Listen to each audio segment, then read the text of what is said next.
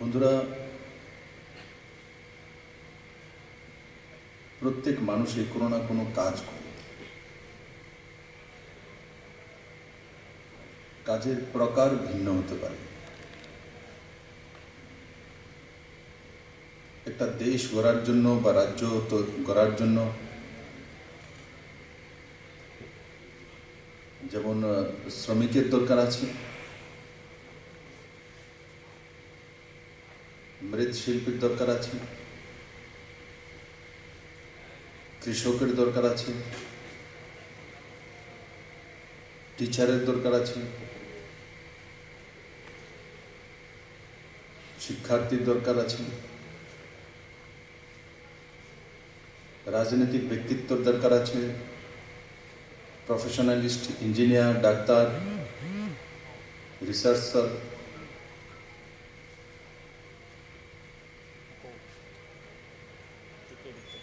এই সবার সমাবেত প্রয়াসে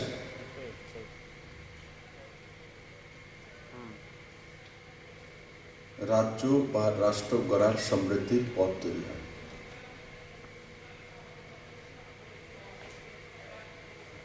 ও সবাইকে সমানভাবে বিস্তারের জন্য রাস্তা প্রস্তুত করা, সেটা হচ্ছে সরকারের মূল দায়িত্ব, কর্তব্য।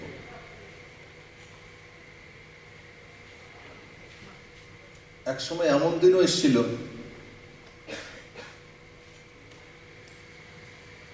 যে আর মাটির চায়ের কাপ বা গ্লাসের বা থালার দরকার নেই। ইয়াদ করুন একটু পিছানো গিয়ে, এক সময় আমরা কাঁসের থালার মধ্যে খেতাম। যাদের কাছে অর্থবান ছিলেন এরা রূপোর থালাতে খেতেন, পিতলের থালাতে খেতেন। তারপর অ্যালুমিনিয়ামের থালা এসছে, বাটি বর্তন তো সঙ্গে থাকবে। প্রথম মাটিরই ছিল, মাটির পরে ধীরে ধীরে ধাতুর দিকে গেছে। একটার পর একটা আমরা ধীরে ধীরে চেঞ্জ করছি। লম্বা সময় স্টিল আমাদের মধ্যে বিরাজ করেছে। স্টিলের থাল, স্টিলের গ্লাস, স্টিলের বাটি, সস্তাও ও টেকসই। এখন ধীরে ধীরে স্টিল থেকে বেরিয়ে আসছে, আবার কাঁচের দিকে যাচ্ছে, চীনামাটির দিকে যাচ্ছে, স্টিলের ব্যবহার কম হচ্ছে।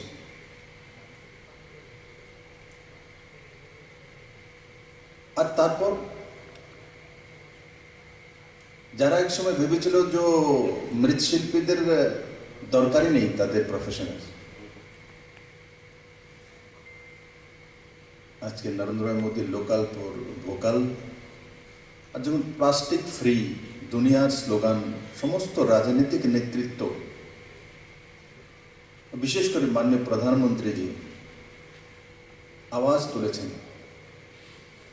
তখন আবার সেই আমাদের পুরাতন যুগে আমরা মাটির থালাতে খেতাম, মাটির গ্লাসে জল খেতাম, মাটির কাপে চায় নিতাম, মাটির বাটির মধ্যে সবজি নিতাম, ডাল নিতাম, সেই জায়গা ঘুরে আসছে।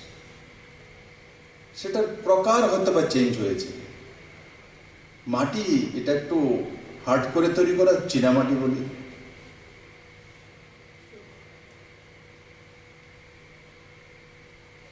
যেটা আজকে আমাদের যে সিমেন্টের বাড়ি ঘর, এই হল তৈরি হচ্ছে, সেটাও তো মাটি। মাটি ধীরে ধীরে তার রূপ বদলায়,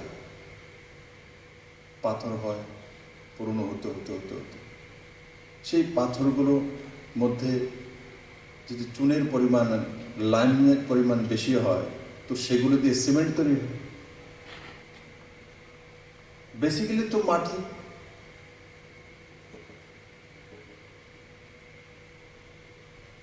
এই দুনিয়াতে যাই তৈরি হয়, মাটি আছে বলে সবগুলো তৈরি হয়। মাটি আছে বলে বিপ্লব দেবের জন্ম হয়েছে। তার মা জন্ম তো এই মাটিতে হয়েছেন, মানে মাতৃভূমি সর্বোপরি। যে ধাতুগুলোর ব্যবহার আমরা বলছিলাম সেগুলো মাটি থেকে আসে, স্টিল আয়রন অর থেকে হয়, তো সেটা মাটিতেই থাকে, তারই রূপ একটা।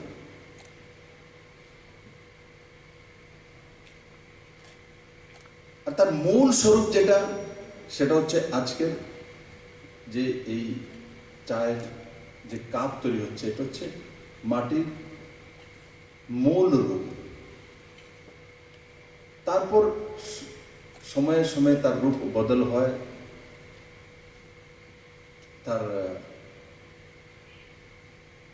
ক্লাইমেটিক চেঞ্জের উপর, তার এইজের উপর, এগুলো পরিবর্তন হয়। আমরাও দুনিয়ার শ্রেষ্ঠতম জীব মানুষ, আমরাও পরিবর্তন করি। দেখুন তো, লাগাতার কি আমরা একটা ধারাকে ধরে রাখি? কাশের থালাতে খাওয়া আজ এক সময় গ্রেভিটি ছিল, ঝকঝক করে ধোয়া, লেবু দিয়ে, তেঁতুল দিয়ে, আর তার মধ্যে গুছিয়ে অন্ন তুলে দেওয়া, রুটি তুলে দেওয়া, ডাল তুলে দেওয়া, সেটাও তো এক সময় ছিল। ধীরে ধীরে চেঞ্জ হচ্ছে, চেঞ্জ হয়ে আজকে মাননীয় প্রধানমন্ত্রী যখন লোকাল ফর ভোকাল বলছে যে এই দুনিয়াতে যদি কোনো দেশকে সর্বশ্রেষ্ঠ বানাতে হয়, তার প্রত্যেক ধারাকে বাঁচিয়ে রাখতে হবে। ধারাকে বাঁচিয়ে রাখার জন্য মৃৎশিল্পীদেরকেও বাঁচিয়ে রাখতে হবে। এখন যদি সমস্ত মৃৎশিল্পী মূর্তি করা ছেড়ে দেয়, এইসব কাজ ছেড়ে দেয়, সবাই যদি এখন অন্য কোনো প্রফেশন নিয়ে নেয়, তাহলে কি চলবে ব্যবস্থা? দুর্গা পূজার সময় মূর্তিকে বানাবে, কালী পূজার সময় মূর্তিকে বানাবে, মাটির কলসকে বানাবে, যতই চেষ্টা করুন পিতলের কলস, অ্যালুমিনিয়ামের কলস, কিন্তু পুজোর সময় কলা গাছটার সামনে মাটির কলসে রাখা, এটাই আমাদের পরম্পরা। মাটিকে আমরা সবচেয়ে পবিত্র মানি। কারণ কি, মাটি পবিত্রতার কারণ সেটা শুধু ধার্মিকভাবে নয়, সায়েন্টিফিক্যালিও মাটির যে কোনো জিনিস আপনি ইউজ করার পরে খুব কম সময়ের মধ্যে আবার মাটিতে মিশে যাওয়া একমাত্র মাটি দিয়ে তৈরি করা কোন বস্তুই হয়। মাটির মধ্যেই একটা রূপ স্টিল হয়, সে সহজে মাটিতে মিলবে না, পিতল সহজে মিলবে না, তার জন্য অনেক প্রসেসিং করতে হয়। কিন্তু মাটির এই কুল্লারগুলোকে কোনো প্রসেসিং করার দরকার নেই, আপনি খেয়ে ভেঙে ফেলে দিন, এমনিতে ভাঙার দরকারে ফেলে দিন, তো কিছুদিন পরে দেখবেন যে মাটির সঙ্গে মিশে গেছে। নেই, তার কোনো বিশেষ বায়োলজিক্যাল এফেক্টও আবহাওয়ার মধ্যে হয় না, নেগেটিভ বাতাবরণ তৈরি করে না। তো আমরা বায়ো ফ্রেন্ডলি, ইকো ফ্রেন্ডলি সমাজ ব্যবস্থার দিকে যেতে চাইছি।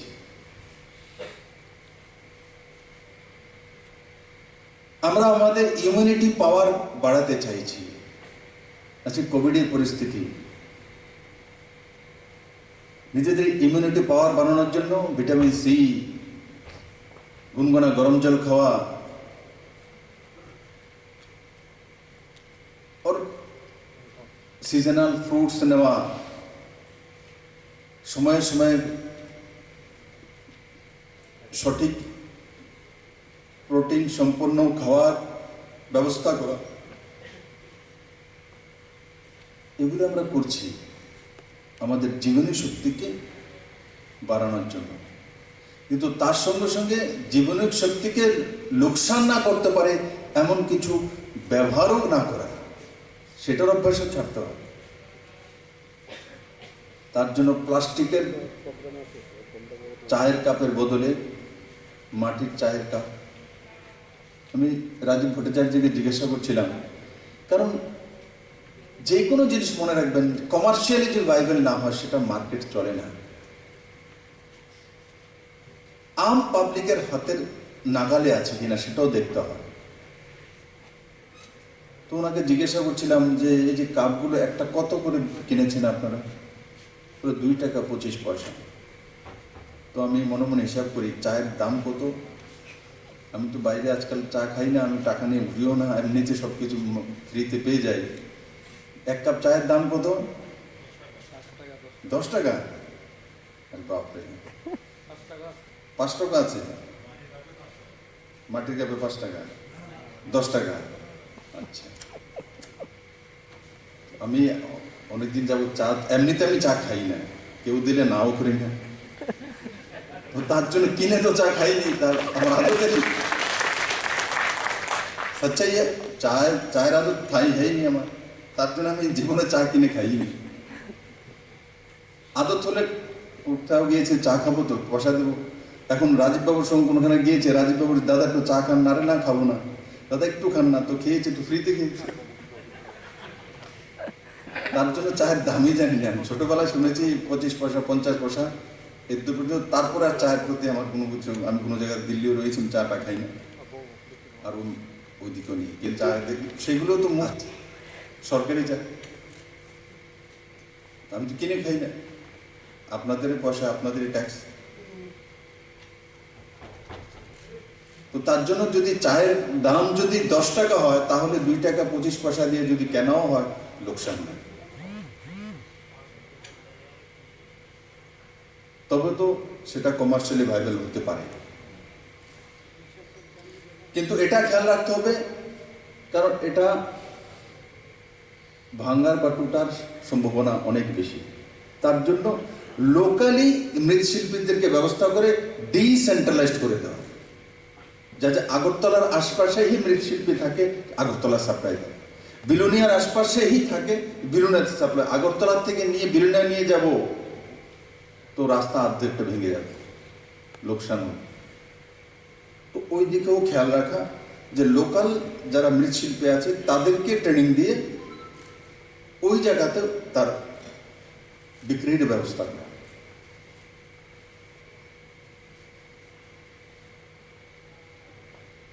দুর্গাপুজোর সময় বেরোতাম, তো প্রথম 2018-তে মুখ্যমন্ত্রী হওয়ার পর প্রথম দুর্গাপূজা হয়েছে সারা ত্রিপুরা। তুমি কিছু কিছু জায়গায় যাই, আমি দেখতাম, কেউ বিরুদ্ধ করি না, যে ত্রিপুরাতে একটা ট্রেন্ড,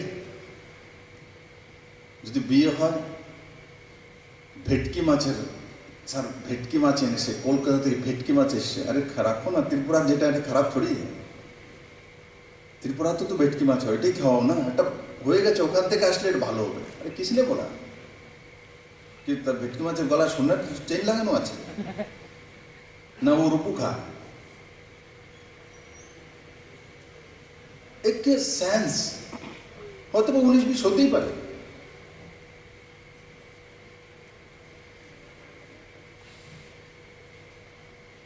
তো মূর্তি তৈরি দুর্গাপূজার সময়,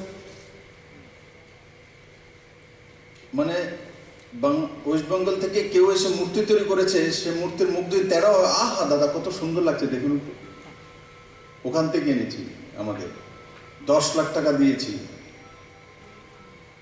আমি বললাম 10 লাখ টাকা কোথা থেকে গেছে, মানুষকে জোরজবস্তি করে তুলেছ। আর তার পাশেই দেখা যায় যে আগরতলার বা আশপাশের মেলাঘরের বা কোনো জায়গার একটা মৃৎশিল্পী একটা মূর্তি তৈরি করেছে, আসলে তার চেয়ে বেটার, আসলে তার চেয়ে বেটার। আমি আমার ত্রিপুরার মানুষকে প্রশংসা করার জন্য বলি তেমন না, আসলে বেটার। আমার চোখের সামনে দেখছি 10 লাখ টাকা তৈরি করেছে, ওটাকে জিজ্ঞেস করে কত লাখ টাকা তৈরি হয়েছে, স্যার 90,000 টাকা। কোথায় 10 লাখ, কোথায় 90,000? 19-20 সামান্য হতেই পারে, কিন্তু তুলনা যদি করি 10 লাখ টাকা খরচা করে এই মূর্তি আর 90,000 টাকা খরচা করে এই মূর্তি, দুইটার মধ্যে রাত দিন তফাৎ। তা আমি কি করতাম, তো আমি যখন ঘুরে দেখানোর সঙ্গে যখন বলতো আমি না इसमें कमी है আসলে যেটা বলে দিতাম। তো ওদের যারা ব্যবস্থাপক তাদের মনে একটা দুঃখ হতো যে 20 লাখ টাকা দিয়ে মূর্তি বানালাম, সাড়ে কয়টা করে বানিয়েছি। আমি দেখি মুখটি কালো হয়ে যায়। তাই আমি হঠাৎ করে বলি ওই যে মূর্তিটা আগেটা দেখে আসলাম, হ্যাঁ দাদা ওরা তো লোকাল, এটা সুন্দর এটা থেকে মাথার বাড়ি বলে কি কর।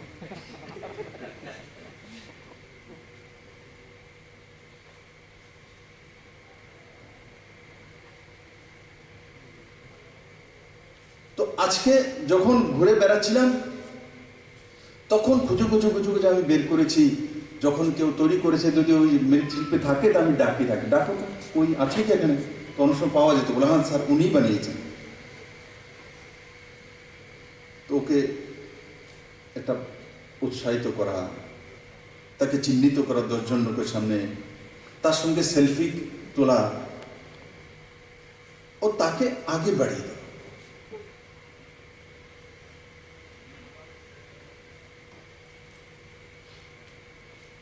আমাদের এখানে যারা মূর্তি তৈরি করে এরা ভালো তৈরি করতে জানে না, কে বলেছে, কে সার্টিফিকেট দিয়েছে? সেটা পরশ্রী কাতর মানসিকতার পরিচয়।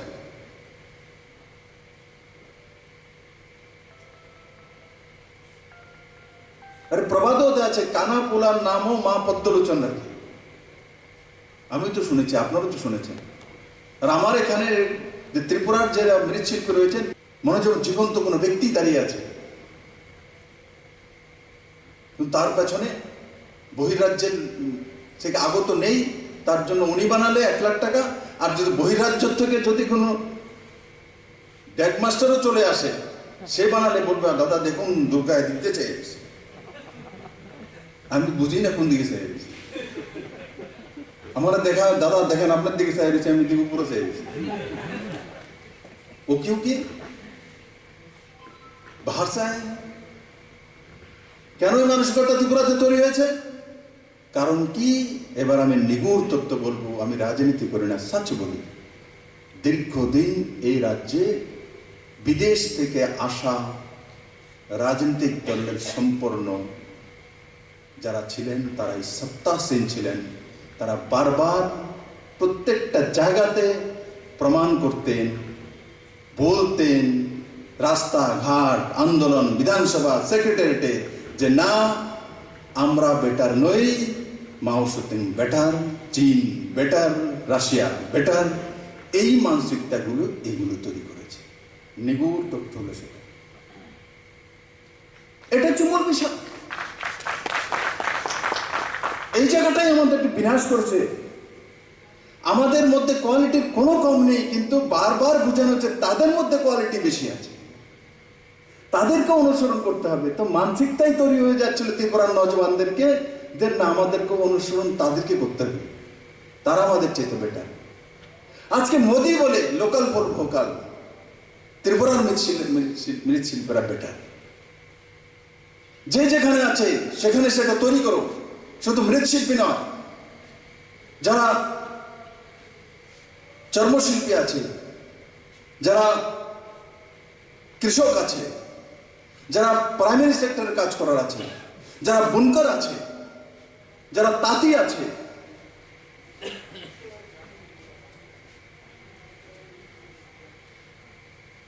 সেই জায়গাতে তাদের হি প্রয়োজনীয়তা থাকা দরকার, ও প্রয়োজনীয়তা তৈরি করা দরকার সরকারের।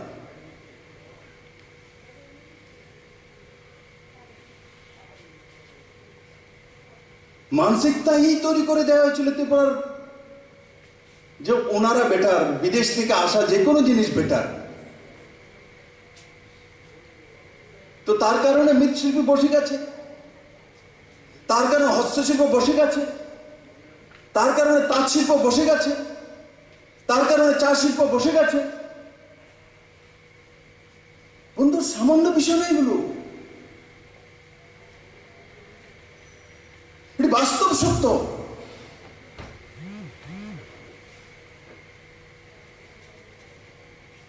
আজকে কিভাবে ত্রিপুরাতে নজওয়ান ছেলেমেয়েরা নিজেরা কোনো কিছু করছে, আমাকে কিভাবে হোয়াটসঅ্যাপ করে পাঠিয়ে দেয়, স্যার আমি এটা তৈরি করেছি, আপনি যদি একবার আসুন তাহলে আমার ব্যবসাটা বাড়বে। আর নতুন নতুন যখন মুখ্যমন্ত্রী হয়েছিলাম, দায়িত্বভার নিয়েছিলাম, তখন বারবারে আসতো, স্যার কবে চাকরি ছাড়বেন, কবে দিবেন। আমি বিএ পাস করে বইয়ে দিচ্ছি, এখনো সেটা লেখে না, আমি বলি না, লিখে তার মাত্রা অনেক কমে গেছে। কারণ কি, নজওয়ানরা বুঝে গেছে স্যার একলা নয়, আমরাও ত্রিপুরা তৈরি করব। উনি কেন একলা করবেন, আমাদেরও দায়িত্ব আছে। উনি 37 লক্ষ ত্রিপুরাবাসীর প্রতিনিধি যদি হন, তাহলে আমরাও তো ওনার সঙ্গে যুক্ত আছি। তার জন্য কাশ্মীরি কুল চাষ করে মাননীয় প্রধানমন্ত্রীর মাধ্যমে মন কি বাতে দুনিয়ার সামনে চলে এসেছে ত্রিপুরার এক নজওয়ান ছেলেরা।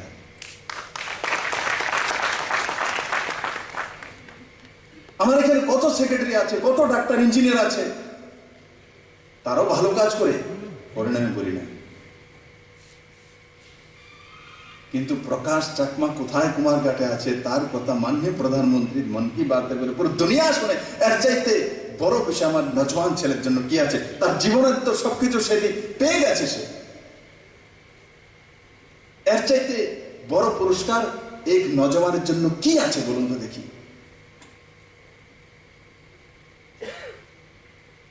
ত্রিপুরাতে কেউ বাঁশের বোতল তৈরি করছে, আর সেই বাঁশের বোতল দুবাইয়ের বাজারে 3,000 টাকা বিক্রি হচ্ছে। 3,000 টাকা একটা বাঁশের বোতল।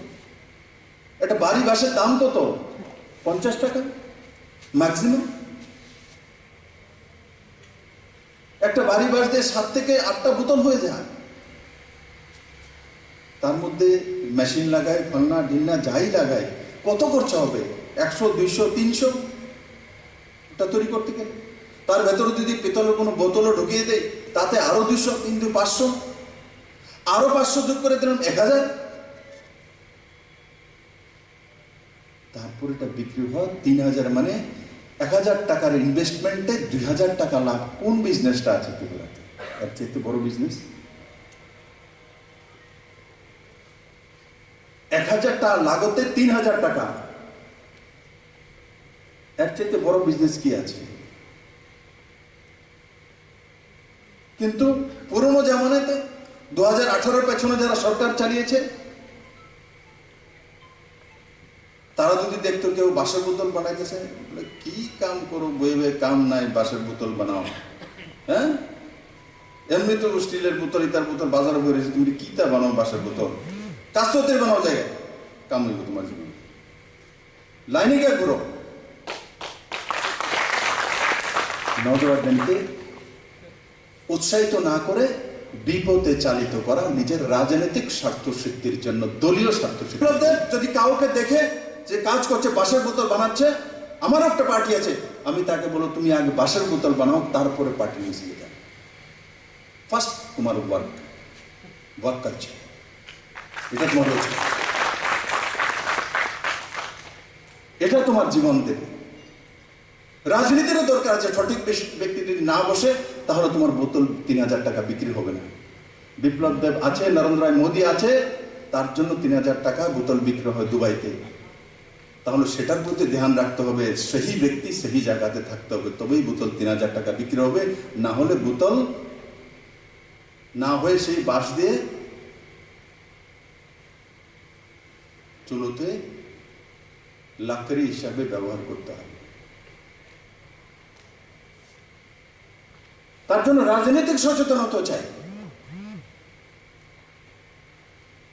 কারণ সত্তাতে যারা বসে থাকে তারাই নিয়ম নীতি নিয়ম তৈরি করে।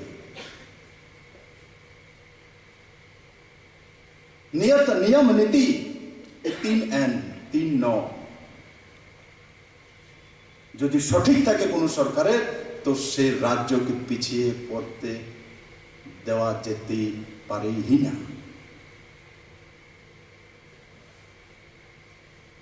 नियत नीति और नियम এই 3N যদি কোনো সরকারের ব্যবস্থার মধ্যে থাকে তো সেই সরকার জনমুখী সরকার, ডেভেলপমেন্টমুখী সরকার। আগে যে সরকার ছিল এখানে ছিল তার নিয়ত না, নিয়ত ছিল না।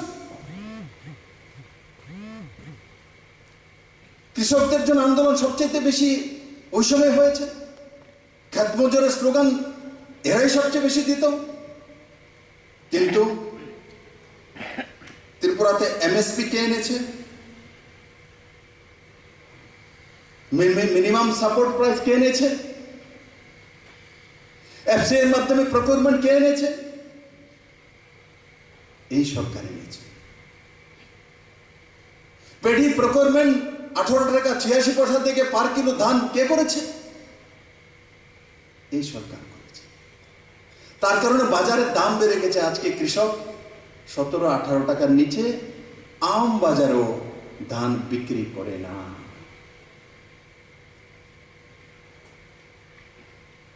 নিয়ত সব সরকারের, তার জন্য প্রতিফলিত হয় প্রাইমারি সেক্টরে। আগে নিয়ত সব ছিল না, মানুষকে বিভ্রান্ত করত। কি আন্দোলনের একটু ফটো তুলে দেখবেন আমার সাংবাদিক বন্ধুর কাছে। আন্দোলন করতেন ত্রিপুরাতে মিনিমাম সাপোর্ট প্রাইস 34 টাকা দিতে হবে, নাইলে সংগ্রাম চলছে। 34 টাকা দিতে হবে।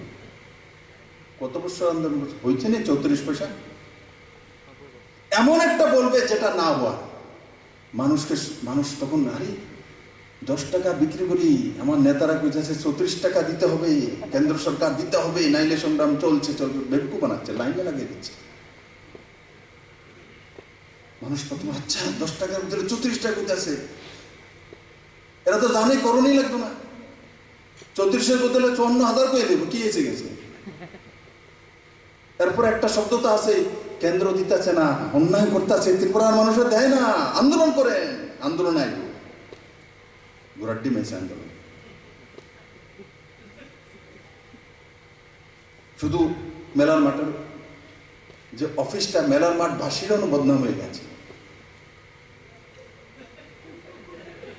যারা মেলার মাঠে দেখে তার অ্যাড্রেস বলে না।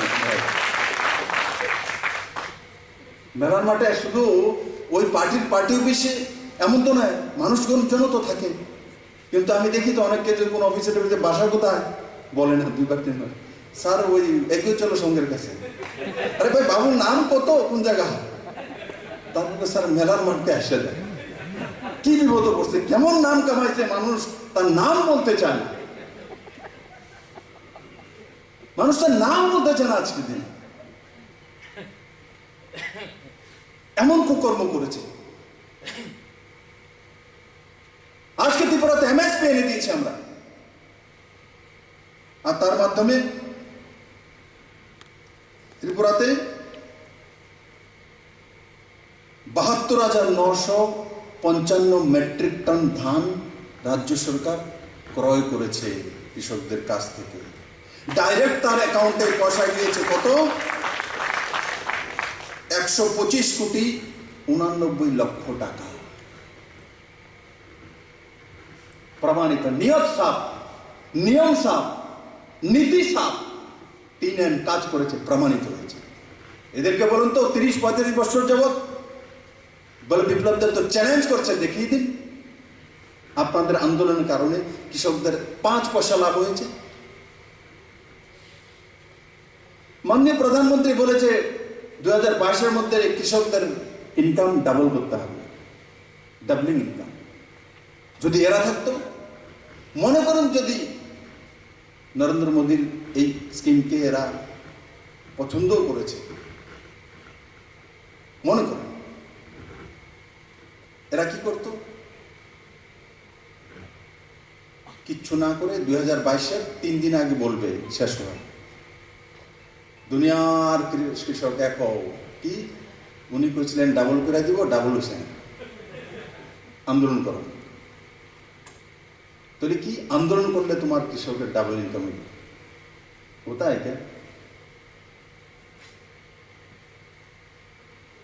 আজকে 2022-এ ডাবল ইনকাম করতে হবে, নিয়ম নীতি আর নিয়ম সব তার জন্য এই সরকার 2016-তে যখন প্রতি কৃষকের পার ক্যাপিটা ইনকাম 6,080 টাকা ছিল এই ত্রিপুরা রাজ্যে, এই সরকার এমএসপির মাধ্যমে কাজ করেছে।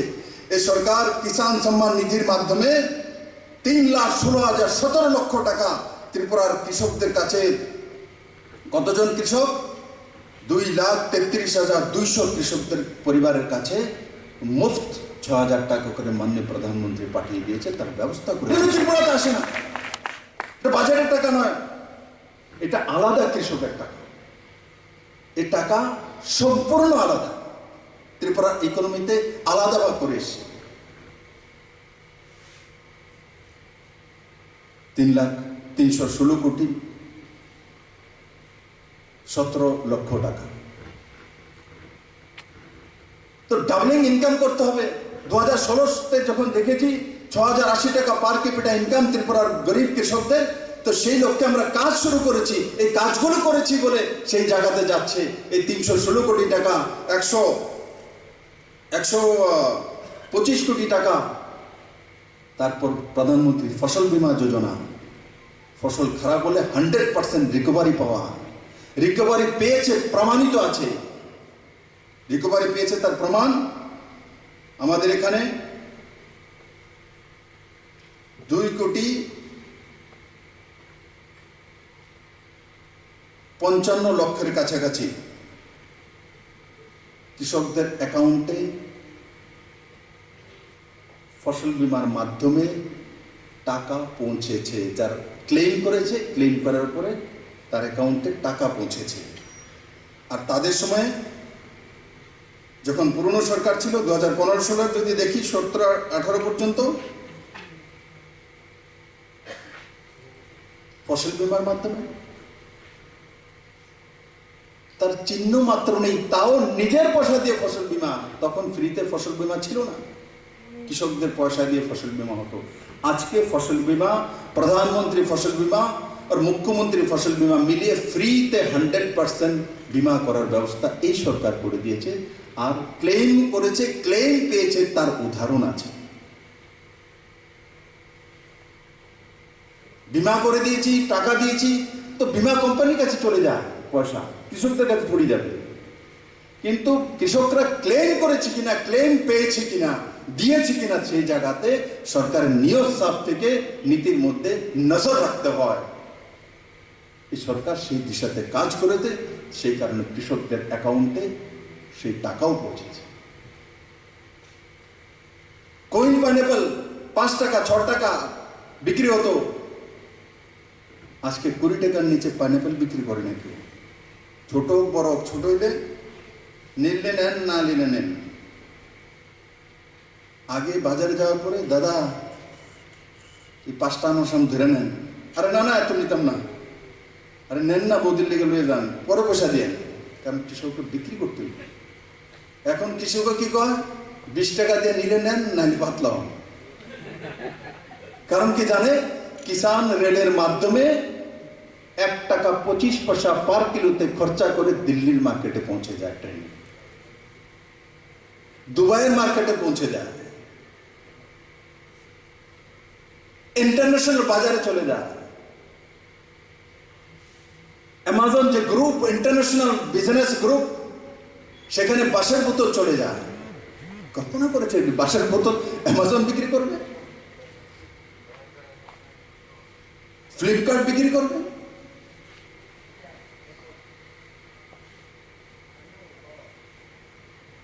ত্রিপুরার জ্যাকফ্রুট, কাঁঠাল,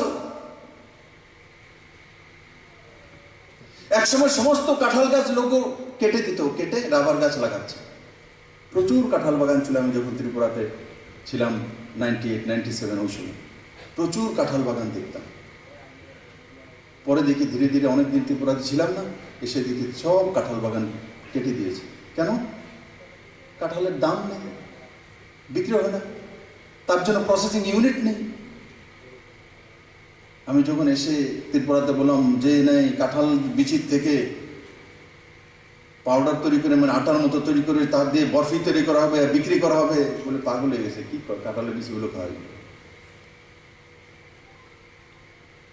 আর আজকে প্রমাণিত মাননীয় প্রধানমন্ত্রীর সঙ্গে যখন কনফারেন্সে সায়েন্টিস্টরা এগ্রিকালচারিস্টরা কথা বলেন, তখন বলছে ত্রিপুরা তো আসবো, ত্রিপুরা তো জ্যাকফ্রুট আছে, সেই বীজ থেকে আমরা পাউডার তৈরি করবো, আটা ময়দার মতো তৈরি করব, তা দিয়ে রুটি তৈরি হবে, সেটার মধ্যে ইমিউনিটি পাওয়ার বেশি, প্রোটিন বেশি, গমের চাইতে অনেক বেশি।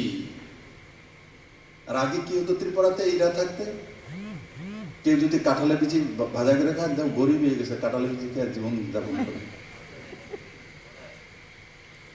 সাংবাদিকের পত্রিকাতে লিখে কাঁঠালের বিচি খেয়ে জীবন যাপন করণ লাগে। আরে বন্ধু, তাদের বুদ্ধি আছে, কাঁঠালের বিচি খেয়ে জীবন যাপন করলে তার প্রোটিন শক্তি ক্ষমতা বাড়ে আরো বেশি। আমাদের জনজাতিরা সেটা জানে, বাসকরলকে চেনে এরা। বাসকরল খেলে যে ইমিউনিটি পাওয়ার বাড়ে, তার মধ্যে প্রোটিন ভিটামিন বেশি, প্রমাণিত হচ্ছে। আগে আমিও তো গরিব ঘরের মানুষ, কাঁঠাল খেতাম, কাঁঠাল খাওয়ার পর আবার রেখে দিত, শুকিয়ে যেত। তো বৃষ্টি হলে মা কাঁঠাল বীজগুলো ইয়ের মধ্যে বালি দিয়ে, চুলোর মধ্যে দিয়ে গরম করে সেগুলোকে ফুটিয়ে নিত, তো তারপরে খেতাম। তো খেলে আমার মা বলতো, বাইরে গিয়ে কইস না কাঁঠালের বিচি খাইছ, কি বিপদ। আর আজকে কত কম সময় পরিবর্তন হয়ে গেছে। আমি, আমার ছেলে যদি কাঁঠালের বিচি খায়, তো সগর্ব গিয়ে যে বলবে আমি কাঁঠালের বিচি খেয়েছি। কার জন্য হয়েছে? নরেন্দ্র ভাই মোদীর জন্য হচ্ছে। লোকাল ফর ভোকাল, কৃষকদের সেই সম্মান দেওয়ার কারণে হয়েছে। এটাই অরিজিনাল, এটাই সত্য। এগুলো সরকার করেছে। আজকে জ্যাকফ্রুট এখান থেকে কাঁঠাল দিল্লির বাজারে চলে যায় 1 টাকা 25 পয়সা পার কিলোতে লাগিয়ে। আগে তার কোনো রাস্তা ছিল না এক্সপোর্ট করা, শুধু বাংলাদেশে একটা মার্কেট ছিল। আমি কালকে একটা কার্যক্রমে, পরশু একটা কার্যক্রমে বলেছিলাম,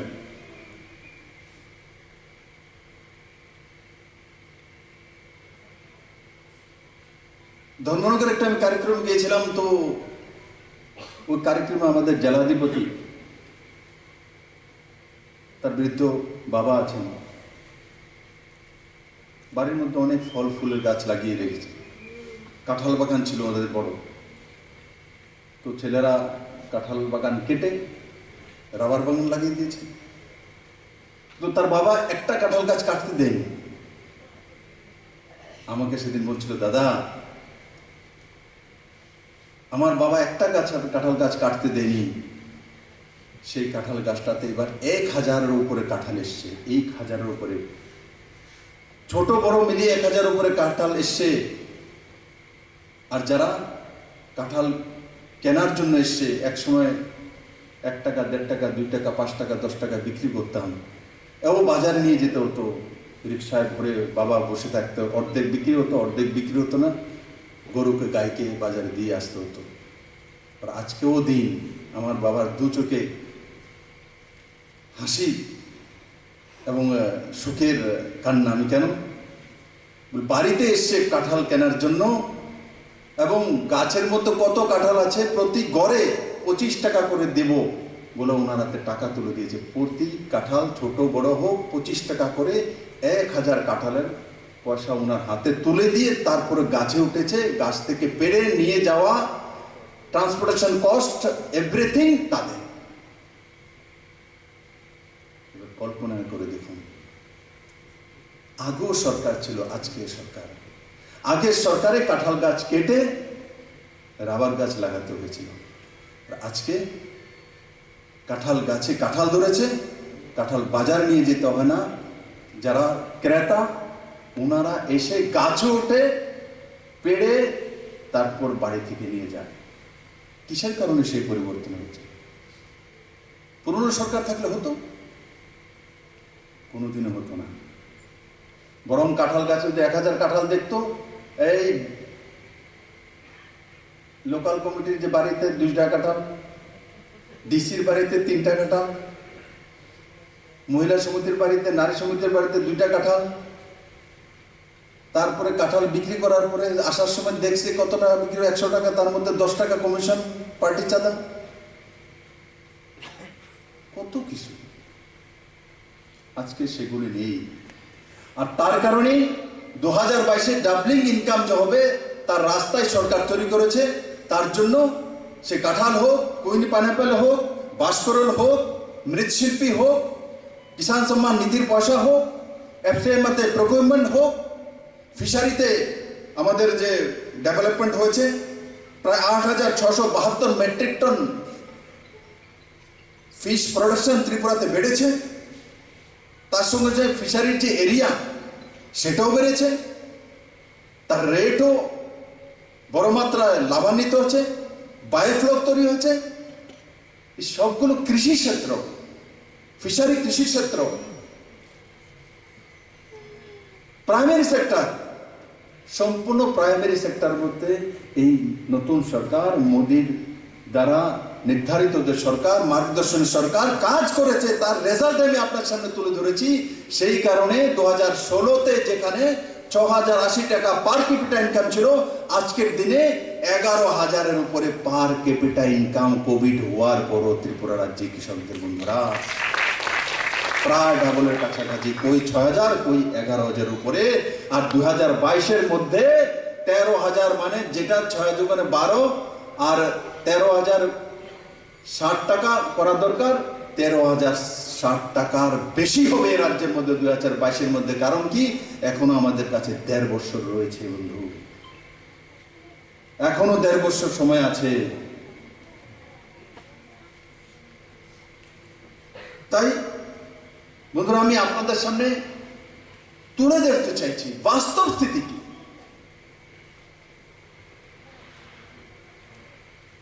বাস্তব স্থিতি কি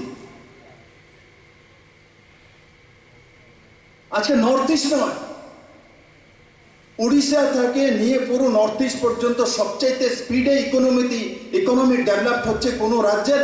ত্রিপুরা রাজ্যে। তার জন্য অনেকের ঈর্ষা হয়।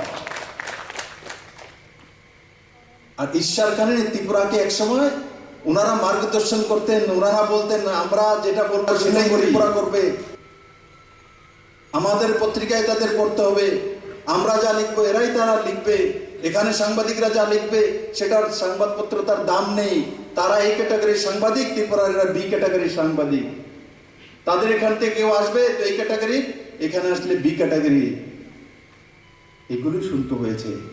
আজকে যখন সব ক্ষেত্রে ত্রিপুরা আগে যাচ্ছে, তখন ত্রিপুরার সমৃদ্ধিকে বিভ্রান্ত করার জন্য ঘুষপেটিয়া প্রবেশ করতে চাইছে।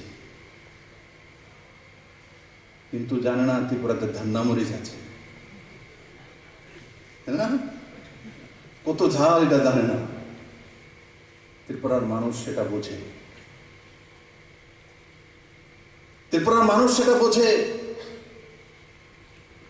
আজকে যখন ত্রিপুরা উঠছে, সবচাইতে স্পিডি ইকোনমি খিতাব পাচ্ছে, পুরস্কার পাচ্ছে, তখন নিজেরা তো করতে পারছে না, অন্যের জায়গা ডিস্টার্ব করার জন্য রণকৌশল তৈরি করার চেষ্টা করছে। কিন্তু বুঝে নেওয়া দরকার,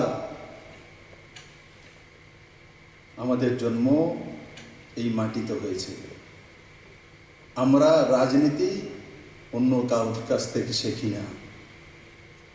আমাদের কাছে দুনিয়ার সর্বশ্রেষ্ঠ রাজনীতিজ্ঞ চাণক্য ছিলেন। চাণক্যের রাজনীতি আমরা জানি, और সেই স্বদেশী মানসিকতা কাজ করতেও জানি।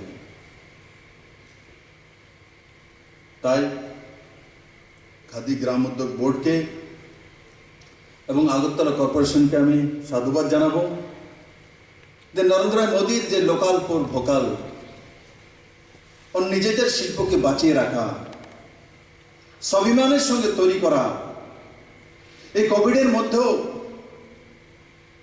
ত্রিপুরাতে নভেম্বর পর্যন্ত 5 কিলো করে চাউল 6.25 লাখ লোকের কাছে পৌঁছে দেওয়া, তার আগেও চাউল ডাল ফ্রিতে পৌঁছে দেওয়া, 2 টাকার চাউল সেটাও তাদের কাছে কন্টিনিউয়াস পৌঁছে দেওয়া। ত্রিপুরা সরকারের মাধ্যমে 7 লাখ মানুষের কাছে 1000 টাকা করে অ্যাকাউন্টে পৌঁছে দেওয়া। ত্রিপুরা সরকারের মাধ্যমে 1000 টাকার কিট প্রায় 7 লাখ মানুষের কাছে পৌঁছে দেওয়া। তার মধ্যে চাল, ডাল, আলু, পেঁয়াজ, মশলা, সয়াবিন, লবণ, সব কিছু রয়েছে। আর আজকে ত্রিপুরাতে আমি যদি গ্রামে গিয়ে জিজ্ঞাসা করি তো আমার গর্ব হয়। এক সময় বাড়ির থালা গ্লাস বিক্রি করে মাকে চাউল কিনতে হতো। ছেলে কাঁদছে, মেয়ে কাঁদছে। আমি জানি না এখানে আছে কিনা, এমন অনেক দেখেছি। আমার সঙ্গে হয়েছে যে কাশের থাল বিক্রি করো,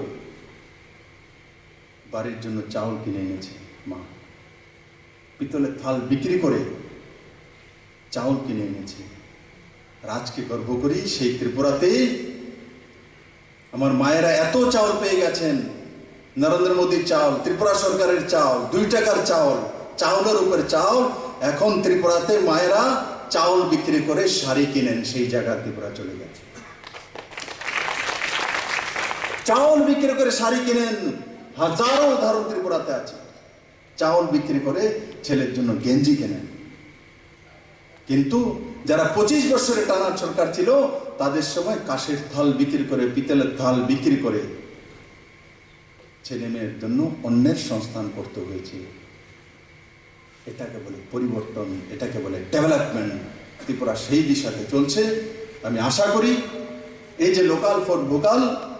আর Subscribe to Tripura Info and press the bell icon so that you never miss any latest updates and news on Tripura.